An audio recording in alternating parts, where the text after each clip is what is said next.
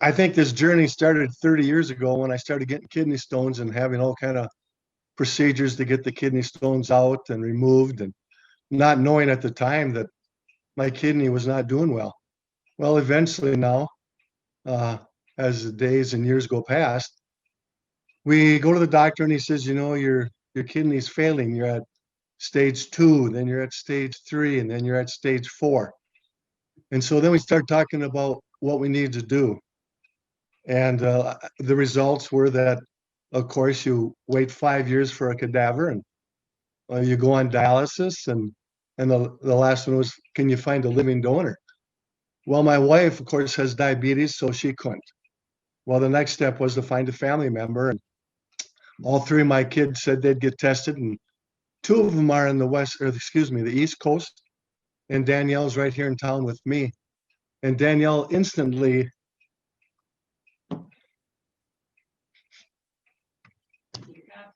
said she would. And so we went off and got tested. And it turns out she was 6 for 6 match. And we were ready to go in, and we got the call that said, we're sorry, Bruce.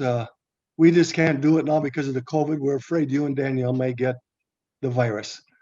And so that was a big letdown for both of us because we were both ready to go, and we mentally were ready to go. Well, then we get back and they said, well, guess what? We're going to do it May 18th.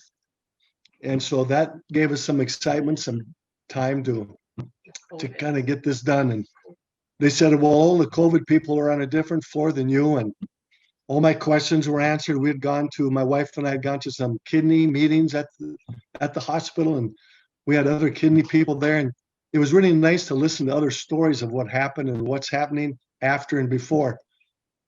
And so, as it turned out, everything went well. We both don't remember day 1 in the hospital. Day 2, we got together at 7:00 on Tuesday night and just hugged each other, knowing we were both okay. And that was a big relief.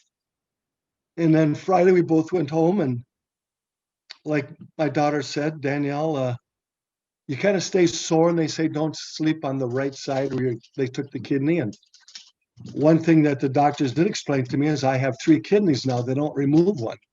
And so that was something I thought, well, wow. And of course, drinking 32 ounces of water a day, you're constantly going to the bathroom. But that's nothing compared to having the gift of life. So I'm hoping to be around a long time now for my kids and my grandkids and my wife.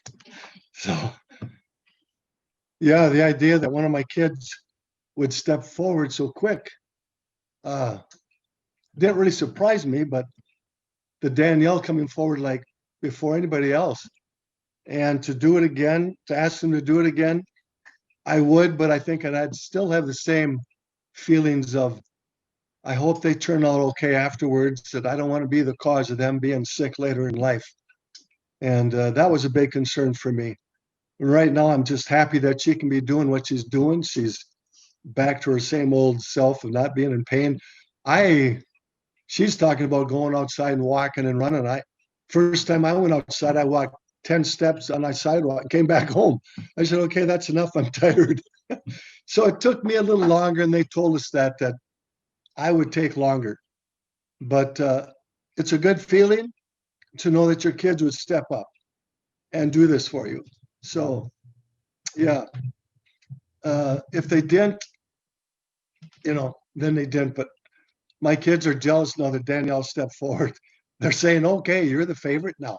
So I said, well, you still are. So no, I would hope that someone in our family, whether it's our children or brothers, I think I have 2 brothers and a sister also that I thought might have stepped forward, but once Danielle did, then that kind of stopped everything.